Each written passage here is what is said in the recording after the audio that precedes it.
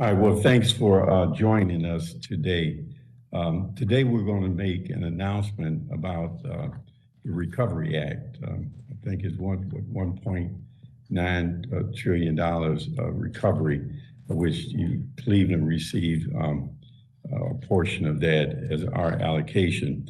Now, I just want to start by saying that we have not got the money yet. It's on its way, they tell us, but we haven't gotten it. The amount was $541 million. We were notified, I believe, earlier this week that that amount had changed to around $511 million, and that we're still working on understanding what the eligibility requirements are. We did get passed through council this past money legislation that allowed for us to apply for and accept money, and in some cases expend the dollars, and then other cases we will have to go back to council, particularly on the programmatic side, on the expenditure side. Now, this is a lot of money. I think it covers about 2.5 years, and it's one-time money, however. It's not a continuing revenue stream. So with that in mind, what we are attempting to do is to develop a strategy as to how to use this money to better ensure Cleveland's success and position us for the future. And we're looking at it with three strategic goals in mind. And the first one, and they all have, there's none more, one is not more important than the other. They all must work in tandem in order for us to be successful. And that is, number one is looking at our budgetary stability, our financial stability. As this money, as we believe it will do, will allow us to recover the cost that we have incurred for a period of time in dealing with the pandemic, as well as lost revenues. Department of Finance and our budget people are looking at that to determine what exactly that amount will be. And we're going to be using this source of revenue to deal with prior expenses and also lost revenues that are currently being lost. And as we work through the year, this year, those projected revenues that will be lost. The second part of this is that we're looking to do economic recovery, particularly with small, medium-sized business that have been negatively impacted by the pandemic, and having economic recovery as a result of these dollars, and investing these dollars strategically to help those businesses that have been impacted, but also to ensure in a general sense that Cleveland has economic recovery, and to position Cleveland for the future. That's important because, as I said, this is one-time money, and it will plug some financial budgetary gaps for us.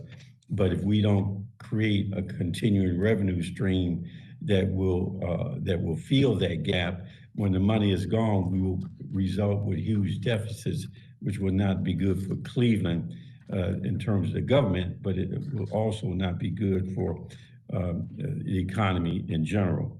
And then finally, but just as important, is that we want to make sure that, as I mentioned, that we're able to sustain whatever it is that we've done, meaning that whenever the one-time money is gone, that Cleveland is able to sustain whatever initiatives that we've begun, and to sustain the market values that have been created, and to sustain the investments that will be occurring throughout the city of Cleveland. What we don't want to happen is for the money to be gone, and then when the money is gone, all of a sudden we go back to what is previously being done, where there are parts of the city where you cannot get investment dollars, no development dollars.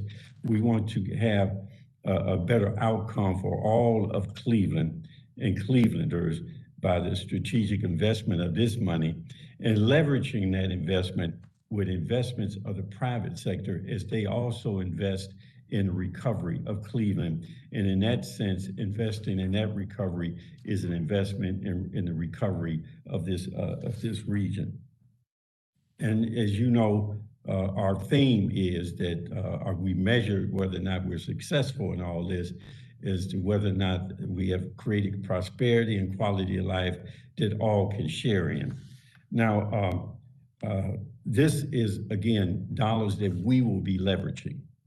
And we will be entering into conversation and hopefully productive partnerships with our private sector partners to develop tools that will allow us to make the kind of investments that we need to make, not only for us to have continued revenue for our budget and financial stability, but also to ensure recovery and ongoing recovery after this one-time money is gone, and to allow for all to participate in the prosperity that we have created. So people will talk to you today about this.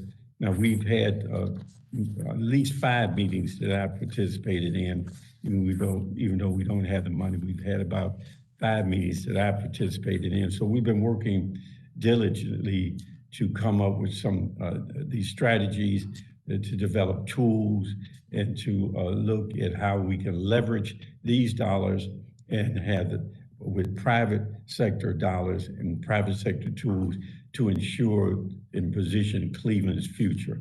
So I will turn it over to Director Collier, who will kind of help connect the dots, because what we've done things and in the past. We are currently in the process of doing things. These dollars will help to strengthen those things that we've done, the things that we're planning to do, and we're connecting all of these dots. And as we'll talk about later, just mention later, is that there's another bill in Congress around infrastructure, the jobs bill. If that passes and we get our share of that, we do have projects that we have on the table that and we'll be supporting as a city that will really enhance not only what we've done, what we're currently doing, but also will make the monies that we have now in the recovery investments be more effective to ensure, again, budgetary soundness, recovery, position for the future, and that all share in prosperity and quality of life. Director Carter.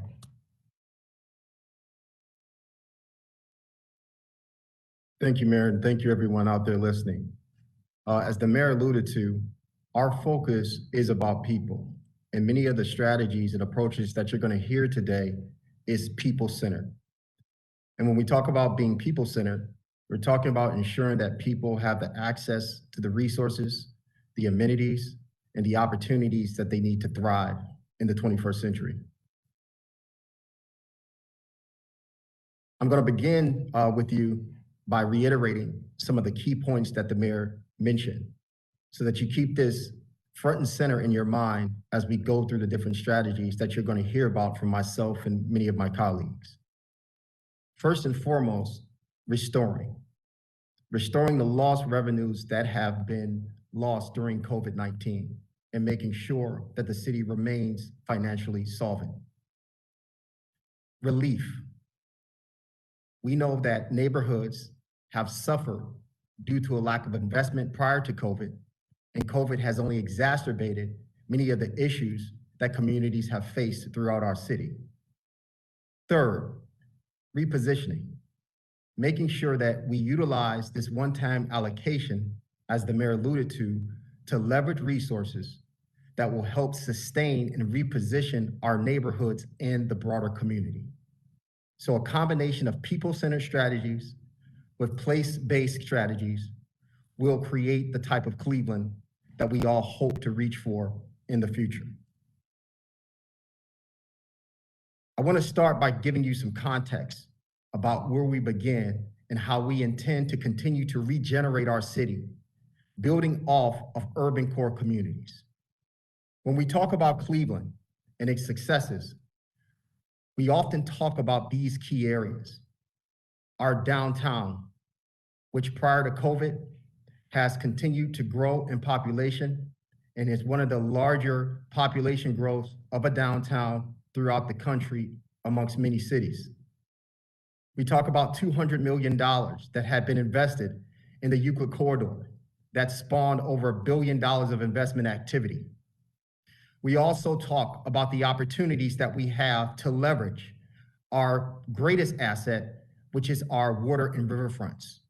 So investment along our 8-mile stretch of waterfront has been a hallmark for us as an administration. The investments in the West Shoreway project, the investments that you've seen in the downtown waterfront, and much of what you're going to hear about in the future with the downtown connector, connecting downtown to the actual lakefront. And also efforts that we're going to be pursuing to enhance our eastern waterfront. In addition to that, investments in the Flathead Bank and other planned improvements along the Cuyahoga River Valley, as well as $331 million that has been invested into the Opportunity Corridor. And I'd be remiss if I didn't talk about two major regional assets in the city of Cleveland, that is our arts, eds, meds, activities, and University Circle, in the billions of dollars that has been invested within a 1-mile radius of University Circle. You also hear about the master plan that Cleveland Hopkins Airport is pursuing to take advantage of our airport as a regional asset and enhance this as an opportunity as we come out of COVID. Now, what's important to understand is that these place-based investments have to be reinforced by significant investment that is intentional and that's going to create access to the opportunities that exist in neighborhoods within our target zones. Our first areas that we've targeted as part of the Mayor's Neighborhood Transformation Initiative flank where many of the private, corporate, and philanthropic investments have been made in the areas in the red that you see on this map. Our agenda around opportunity and equity really helps us to focus our resources on neighborhoods that flank these investment zones. These are areas of opportunity that, if invested in properly, with the principle of equity at the forefront, we see these communities benefiting and growing, and opportunities for residents in these areas to experience a much higher degree of quality of life. But we don't just stop there. Our focus has also been on neighborhoods that are at the fringes of the city. Many of these neighborhoods have been stable for many years, but due to the conditions that have existed and the events of the past year, these neighborhoods can teeter either up or down. Part of our strategy is going to be focused on investments utilizing these resources to ensure that these neighborhoods don't tilt in the wrong direction. With respect to infrastructure, which is a key component of the work that we've done so far, I would like to outline some of the investments that have been made that we have to continue to build off on. We have to continue to layer on and double down on the activities that we have already made our investments in. The $200 million Euclid corridor investment I talked about, the $331 million of investment that we put into Opportunity Corridor, the Buckeye Road corridor, which we're investing $5.7 million in currently, and this is before any money from the federal government. The East 79th Street Woodland-Chester corridor, $3.4 million. Clark Avenue from Lorraine to West 41st Street, $7.9 million. Circle North, $984,000. Clark Avenue from 41st to Quigley, another $7.4 million. And with respect to our commitment to East Side neighborhoods and creating stability in those East Side neighborhoods, in the last decade, over $65 million in public resources has been invested along the East 93rd, East 105th Street corridor. And the West 25th Street corridor is also a key component of where we see ourselves trending in the future to make sure that our commercial corridors are viable. Some of the catalytic neighborhood projects that we are already invested in include Central Villa 25, which is in the Clark Fulton neighborhood, Fairfax Innovation District in the New Economy neighborhood, supporting our existing businesses along opportunity corridors such as Orlando Baking Company, and also the establishment of the Construction Institute, which focuses on people and human capital development. The Warner and Swayze Rehabilitation Project, and also the Woodland Hills Estates, where we are potential recipients of a $35 million HUD allocation. And we are one of 5 finalist cities to potentially get those resources, as well as the investment that's happening right now in transit-oriented development on the Buckeye Corridor with the Shaker Boulevard TOD.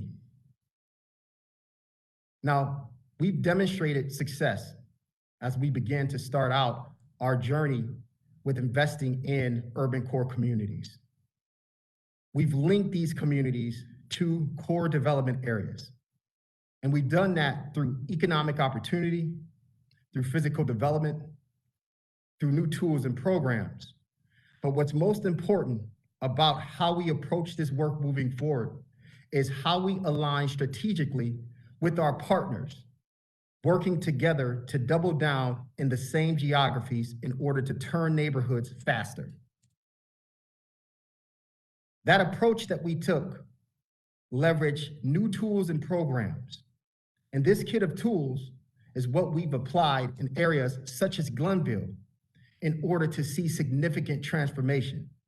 They include demolition, entrepreneurship, capital investments, vacant home rehabilitation, critical home repair, technology, mixed-use development, and many others that we have in our arsenal. We want to use these resources to deploy them through these mechanisms and strategically focus on neighborhood target areas, meeting those communities where they are. I'm going to turn it over to my colleague, Brianna Butler, to talk to you about some of those specific successes in the Glenville community and the demographic transformation that it has created as a result of the Mayor's Neighborhood Transformation Initiative. Great, thank you, Director Collier. So as Director Collier identified, we used a suite of tools in Glenville to restore the values of the neighborhood and attract private investment. These tools focused around investments in infrastructure, mixed-use development, new housing construction, vacant home rehabilitation, and home repairs. These investments resulted in 290 demolitions, 14,000 square feet of new retail space for small businesses and entrepreneurs, 70 new housing units, which was a mix of new apartments, new construction housing, and vacant home rehabilitations, and 40 seniors' homes received services as far as repairs. So what was the impact of our investment? From 2014 to 2019, we saw an increase in households even with the amount of demolitions that took place. Working age populations increased, income increased, owner-occupied housing increased, and the number of vacant housing units decreased significantly.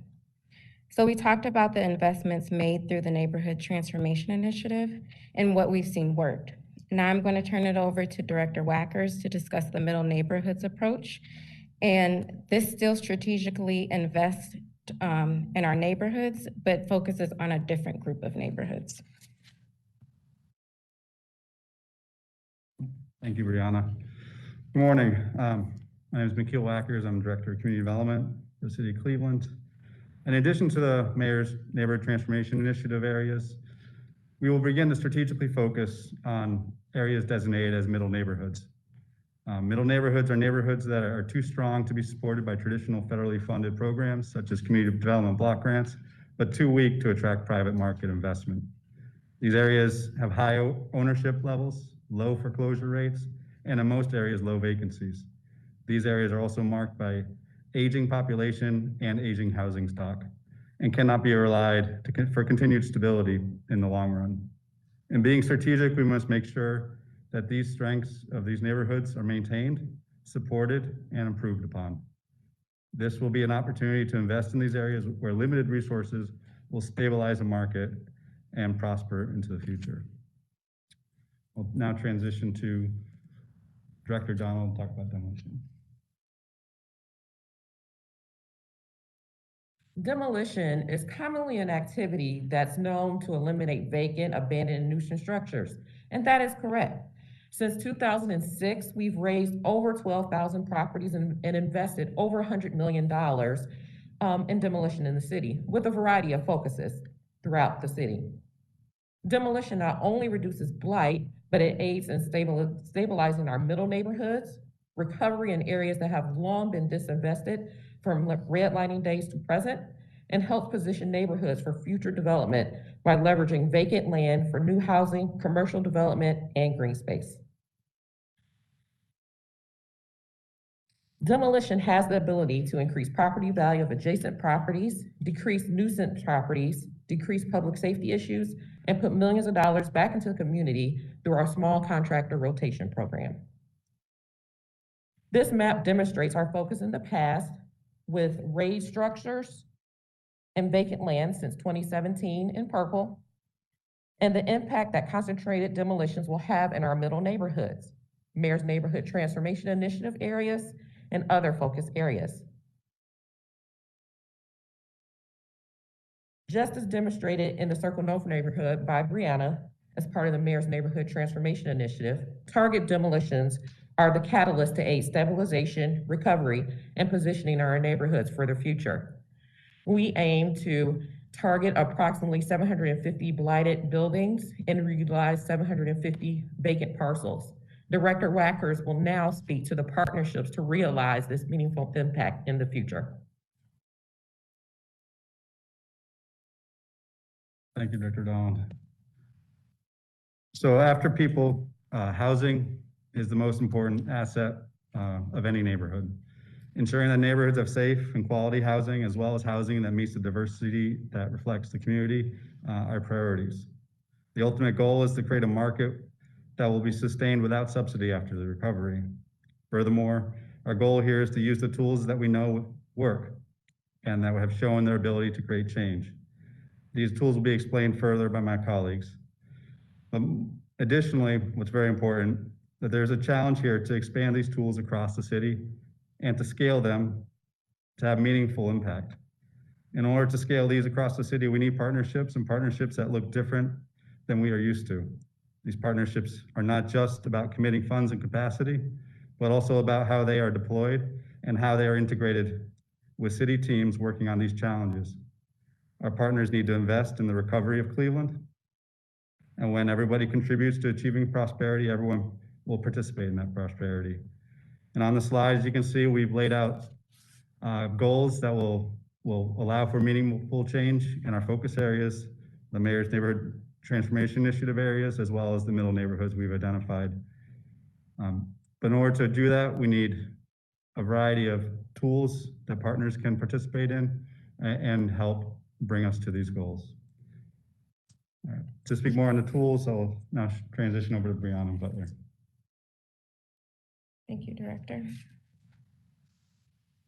So the strategies and tools that I'm going to be discussing build off of successes that we've had in the past, and again, what we've seen work.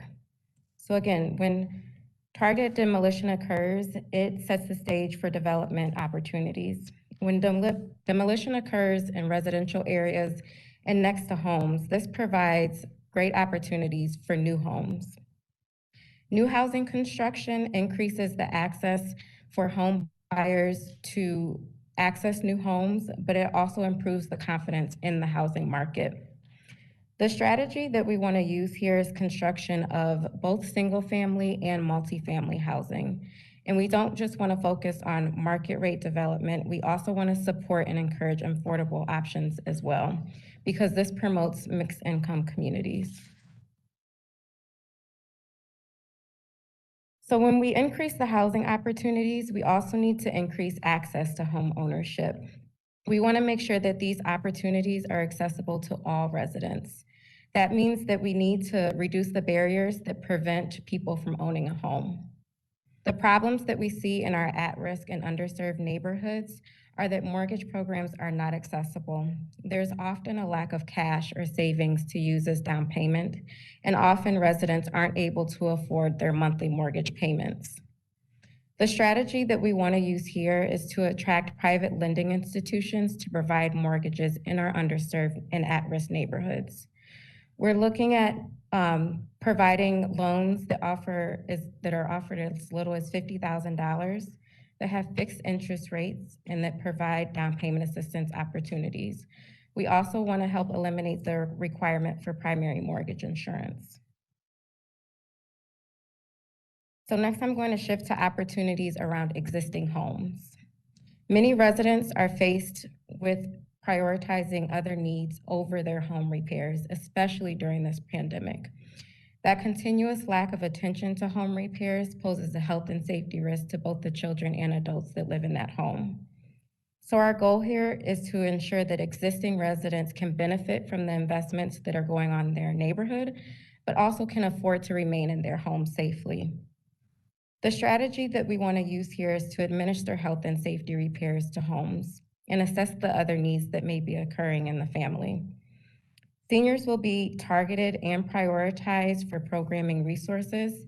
They will receive repairs at no cost, as well as connection to resources to help them lower their property taxes, as well as utility bills. Non-seniors will have access to low and/or no interest loans to complete health and safety repairs on their homes. The last opportunity around housing is around vacant home rehabilitation. There are homes that have been abandoned. But we don't want to demolish them because they're good candidates for rehabilitation. We want to increase the housing stock that is accessible to all residents by reutilizing vacant homes and abandoned homes. Additionally, there is a lower construction cost associated with rehabilitation versus new construction, and that can result in reduced home sales price. The strategy that we want to use here are to acquire these vacant homes and, again, attract the private lending institutions to provide these mortgages. Once we acquire the homes through our nonprofit and for-profit partners, we will help build the capacity of local and minority contractors to complete the rehabilitation work. And again, as far as the mortgage loan programs, we're looking at the fixed interest rates, down payment assistance opportunities, and the elimination of the primary mortgage insurance. Our next step is to have conversation with our private partners to develop the best tools to accomplish this. Now I'm going to turn it over to Director Ebersole, who will discuss the opportunities for investment around entrepreneurship and our commercial corridors. Thank you. So,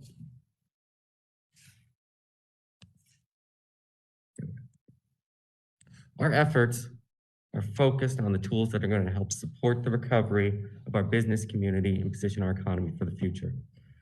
Our proposal looks to partner with the private sector to jointly invest in the economic recovery of Cleveland. Many of our small businesses were able to survive the pandemic. However, for a true recovery, we need to focus not just on restoring their business, but allowing those small businesses to recover the losses they invested in the business over the past year and be in a position to stabilize and invest in their business going forward. Business closures have left vacancies in our commercial storefronts that we want to work together with them to repopulate and replace with long-term operators who will plant roots and grow, stabilizing our community.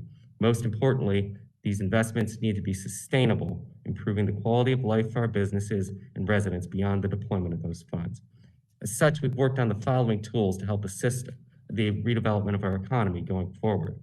The field of entrepreneurship and small businesses play a key role in Cleveland's small business and economic fabric. Small contractors provide critical support for construction and development. We want to help these businesses access the infrastructure and capital to cause stability and growth. To address these challenges, we propose to work with existing small business organizations to help expand outreach to small businesses, especially those that are hardest to reach. Work to break down silos and better coordinate our services across boundaries of organizations, and provide that personalized service to businesses to help stabilize and organize for future growth. For our small contractors, we want to use our purchasing power to create more opportunity for those contractors and small businesses to provide services and supplies to our large institutions. The city has an existing small contractor rotation program. We look to work with the private sector to expand that program, both public and the private sector, and partner with financial institutions to use the power of our purchasing to support low-cost capital access to small businesses who are supported by these contracts. In the field of physical development, we know that investing in small businesses and entrepreneurship can only go so far if we don't have quality storefronts and commercial space to house businesses as they grow. The city's approach will revitalize our neighborhood corridors and support the catalytic investment by returning vacant land and buildings to marketability, identify new opportunities for development, and support small businesses as they prepare to move into these new spaces. Our proposal would target these funding to investment in an acquisition of vacant lands and buildings to support remediation, white box, and restore them to market-ready condition.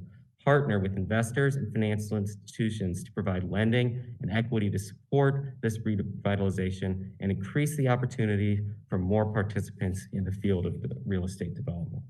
Additionally, we want to work with commercial tenants. We want to support investments to help keep commercial rents accessible for neighborhood retail businesses, increase access to loans and investment for small businesses and entrepreneurs to help them once again support their growth and their operations going forward. Conclusion, our plan for ARP funding calls for private and public partners to join us in investing in Cleveland in order to help restore the position of our economy, especially for the small businesses impacted by the pandemic, to spend locally, increase opportunities for local contractors and suppliers, create new partnerships for supporting entrepreneurship and development in underinvested communities, and look to the future of the Cleveland economy, making our people better off and improving the quality of life, leveraging new infrastructure with catalytic investments in innovation opportunities and restoration of vacant land, creation of new jobs and support of small business startups, and creating sustainable, continuing economic growth and revenue that lasts beyond this investment. To talk about one of the key investments we're going to make in technology, I will turn it back to Director Collier.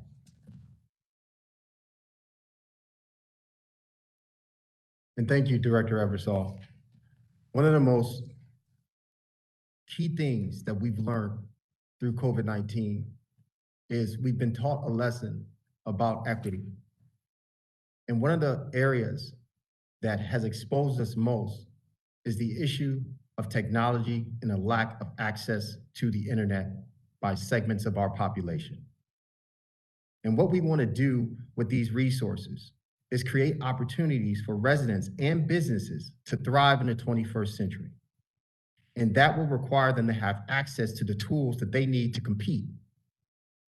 We know that creating digital access by connecting the unconnected in our city, where they live, will help impact them from an educational standpoint, a health standpoint, as well as create economic development and entrepreneurship opportunities. When we look across our city, we see a divide with respect to digital connectedness. And there's a population out there who cannot gain access to the internet through traditional means, either because they lack the resources to pay for internet service or the lack of infrastructure that can deliver the service to them. One of the things that we seek to do with strategic partners is to connect 40,000 plus households to the internet, working with partners like the Digital Equity Coalition Partnership, working in tandem with organizations, both public and nonprofit like Digital C, to scale existing efforts that have some proven efficacy that they actually work. We also seek to identify partners such as Everstream to help us on the business side of the house, making sure that our businesses can compete in the 21st century arena by having virtual space in which to conduct business and to tap into markets. Fortunately, we're not alone in this endeavor. There are a number of organizations across the city that have a shared commitment to the delivery of broadband access.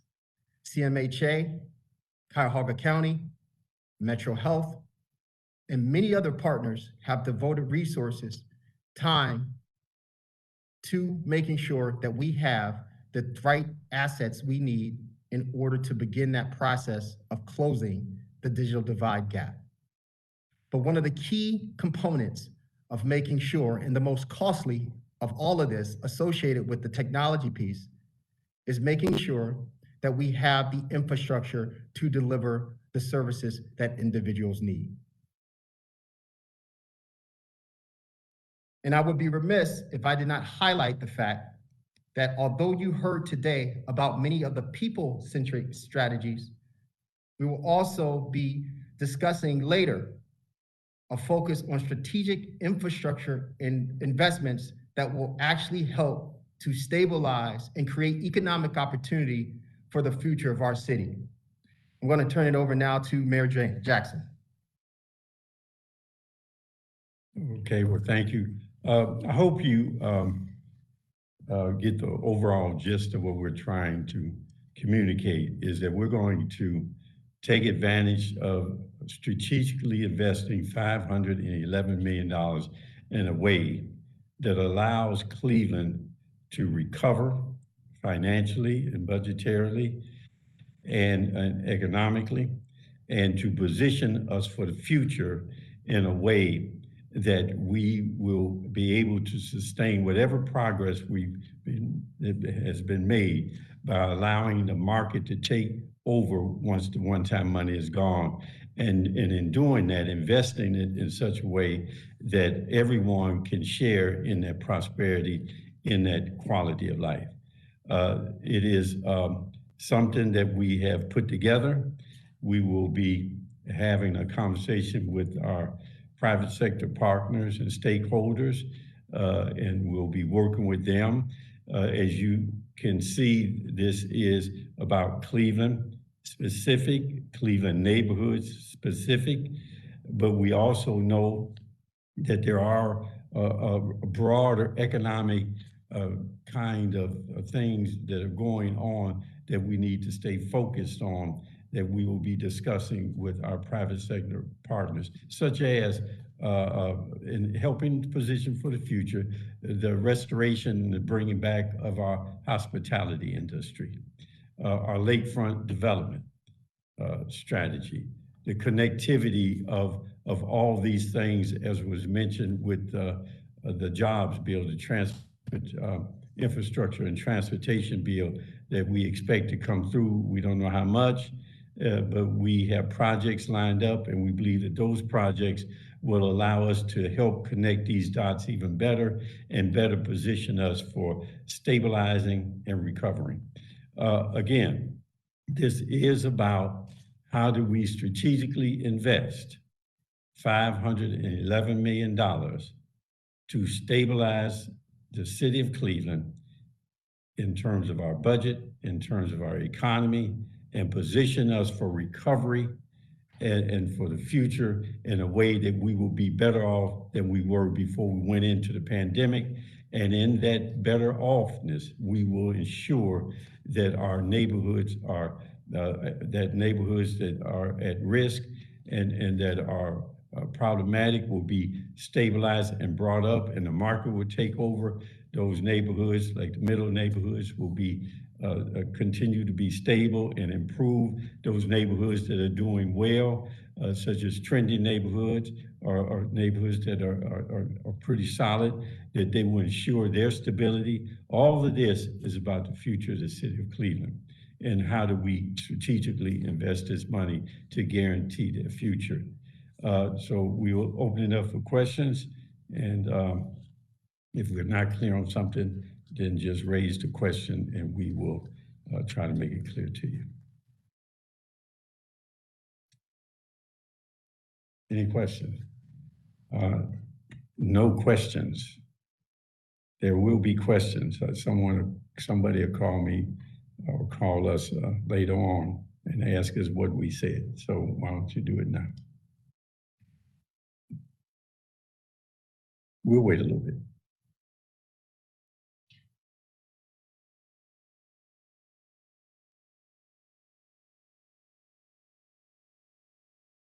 While we're waiting, let me point out one of the things that was, I hope we made clear, is that the city of Cleveland was making strategic investments all along. And when Director Collier showed you that map and he showed you the red area,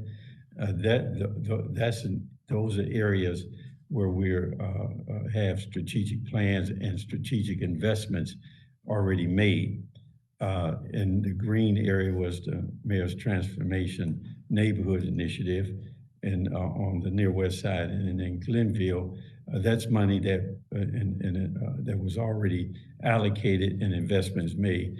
The middle neighborhoods, the yellow on the map, are neighborhoods that are stable, but we know that if we don't undergird them in the way that we need to, that they will tend to deteriorate, and we don't want that to happen. And so there's a strategy associated with that. And as we're developing the tools, these tools are specific to the neighborhoods depending on what their strengths are, what their weaknesses are, and what the market will bear there. So we'll work with our private sector partners to come up with the best tools to use in these specific neighborhoods. Now, there's no neighborhood that is left out of this plan, because whatever tools we develop can be utilized throughout the city of Cleveland. And we will be working with our private sector partners to better develop tools so that they can invest in Cleveland's recovery. And at the same time, ensure that when this money is gone in a couple of years, that not only are we able to restore that one-time revenue with the continuing revenue stream, but we'll be even more prosperous in all we're sharing there. We have several questions. And now the questions are coming. Nick Stell at WCT and Idea Stream. Right. How much of this money will go to budget stabilization and making up for lost revenue? The question is how much will go to budget stabilization and make up for lost revenues.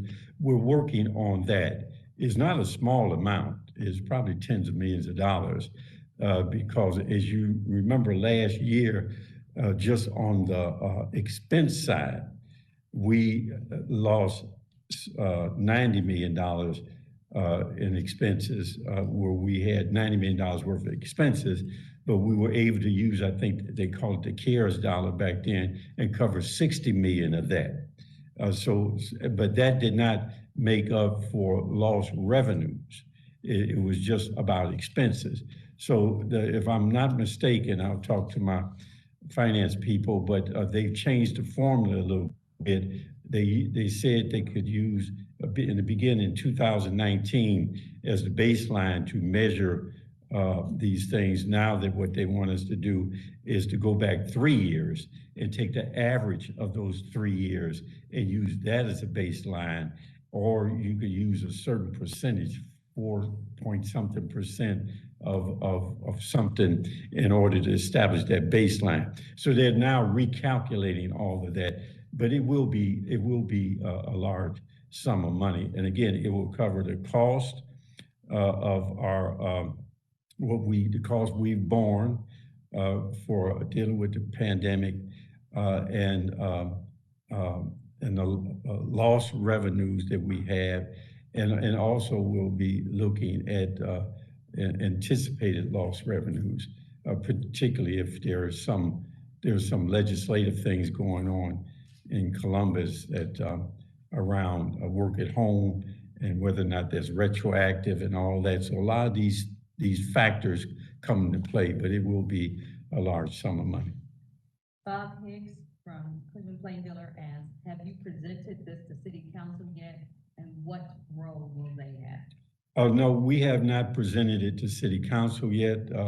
What we did present to City Council was the legislation, and they passed the legislation allowing us to apply for and accept the money and to, in some cases, expend, but in the program side that we'd have to go back to council for approval of the appropriation for the programming. So in that way, we will be laying out the specific programs as we move forward and with legislation to appropriate money for council to allow us to appropriate the money from the 511 million to move forward with the initiative.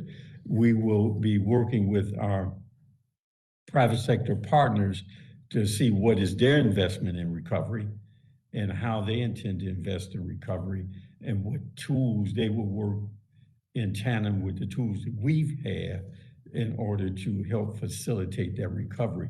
So at that point, when we go before council, we will have a much clearer, detailed picture of what it is we specifically we're wanting to spend this money on, how much is going to be in that particular initiative, and what portion of that is public money and what portion of that is private money. Kim Palmer from Crane. When will you release a detailed spending account regarding the American Recovery Funds? We'll release a detailed spending once we understand what that is. What you have now is our general approach to this as to how our strategy in moving forward. We have some detailed information around different things in regards to housing and stuff like that, but we have to talk to our private sector partners to see, again, what is their investment in Cleveland's recovery, which will ultimately result in the region's recovery, and then what tools they will be working with us on. And then we'll present a detail, not just to you and the public, but we will be presenting it to council in order for them to appropriate the dollars for us to be able to move forward. But we're not at that detail. We have some notions, but it is not fully vetted out because there's still a lot of work to be done. You have to remember now, we haven't received the money yet.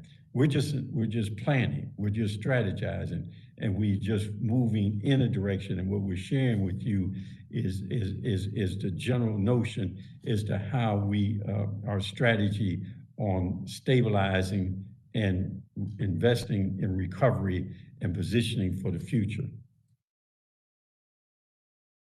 Okay, Nick Castell asked from WCPN, it sounds like a part of this money is going to support the neighborhood transformation plan over and above the $100 million passed several years ago. What does this extra federal money allow the city to do that you could not do before? The question is, it sounds like we're using this money to add additional money into the neighborhood transformation plan. And what does this money do that the other money wouldn't do?